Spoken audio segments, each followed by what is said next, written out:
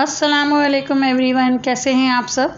आज मैं आपके साथ बीफ बर्गर पैटी की रेसिपी शेयर करूंगी। वैसे तो बीफ पैटी में कोई भी मसाले नहीं डलते हैं, सिर्फ नमक और काली मिर्च डलती है।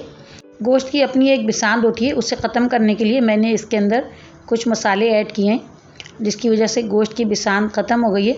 अगर आप चाहें तो आप स्किप भी कर सकते हैं, सिर्फ नमक और काली मिर्च डाल के पैटी बना लें। लेकिन अगर आप इस तरह बनाएंगे तो आपकी पैटी बहुत ही मज़ेदार बनेगी।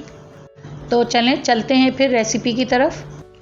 बीफ बर्गर पैटी बनाने के लिए जो गोश्त लिया जाता है वो गाय या बैल के हम्प का या सलामी का गोश्त कहलाता है, वो लिया जाता है। उसके अंदर फैट होता है, जिसकी वजह से हमारी बर्गर पैटी बहुत ही जूसी और सॉफ्ट बनती है।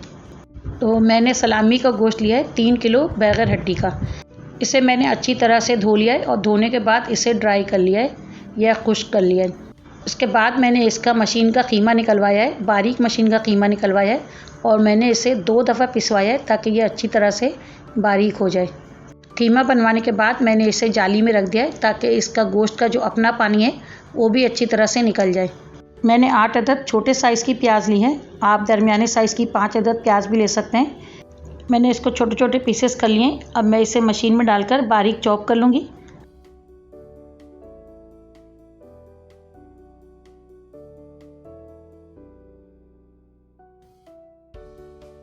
मैंने प्याज को बारीक चॉप कर लिया है, मैं इसे एक प्लेट में निकाल कर एक साइड पे रख दूँगी। अब मैं बाकी मसाले भी पीस लूँगी। मैंने 25 जवे लहसुन के लिए हैं और 20 अदद हरी मिर्चें लिए और 2 इंच का टुकड़ा अदरक का लिया है। इन सब को भी मैं चॉपर में डालकर इनको भी बारीक पीस लूँगी। अदरक, लहसुन और हरी मिर्च, इन तीनों को भी मैंने बारीक चॉप कर लिया है। इसको भी मैं एक प्लेट में निकाल लूँगी और एक साइड पर रख दूँगी। ये देखें, मैंने कीमा जो छलने में रखा था, गोश्त का अपना पानी भी इसके अंदर से कितना सारा निकल चुका है। मुझे बिल्कुल ड्राई कीमा चाहिए, कीमे के अंदर बिल्कुल भी पानी नहीं होना चाहिए। कीमे को मैंने तकरीबन 1 घंटा इसको छलने में रखा है और इसके अंदर से इतना पानी निकल गया है। पहले कीमे को अच्छी तरह से मिक्स कर लेंगे, फिर इसके अंदर मैं मसाले मिक्स करूँगी। जो मैंने प्याज को चॉप किया था उसका पानी अच्छी तरह से निचोड़ के निकाल देना है। बहुत अच्छी तरह से निचोड़ना है कि प्याज में बिल्कुल पानी ना रहे। आप प्याज को मलमल के कपड़े में डाल के भी इसको अच्छी तरह से निचोड़ सकते हैं। मैंने इसे हाथों से ही निचोड़ के डाल दिया।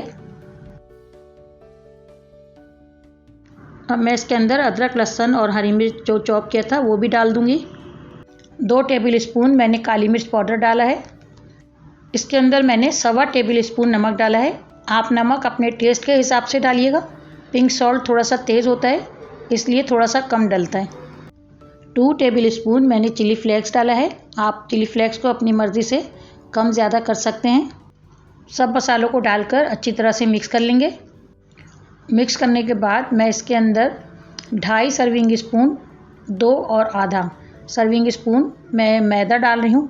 आप मकई का आटा भी डाल सकते हैं इसके अंदर, और हमें बस थोड़ा ही डालना है, बहुत ज़्यादा नहीं डालना है वरना इसका टेस्ट ख़राब हो जाएगा।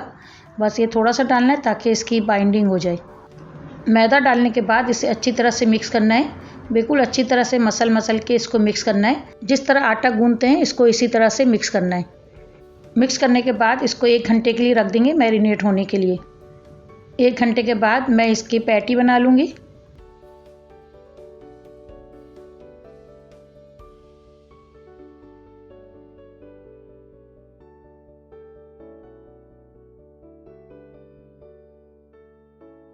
मैंने बीफ बर्गर पैटी बना के उसके ऊपर पॉलीथीन बैग काट के रख दिया है। उसके बाद मैं दोबारा से इसके ऊपर रख दूँगी सारी पैटी, और इसी तरह मैं थैलियाँ रख के सारी पैटी बना लूँगी। अगर आपने अभी तक मेरा चैनल सब्सक्राइब नहीं किया है तो इसे सब्सक्राइब कर लें और लाइक और शेयर भी कर दें। मैंने सारी बर्गर पैटी बना ली है इसी तरह। अब मैं इसे फ्रीज़ कर दूँगी और जब दिल चाहे आप इसको निकालें और अपना बर्गर बनाएं और एंजॉय करें। तो मिलते हैं फिर अगली रेसिपी के साथ। अल्लाह हाफिज़।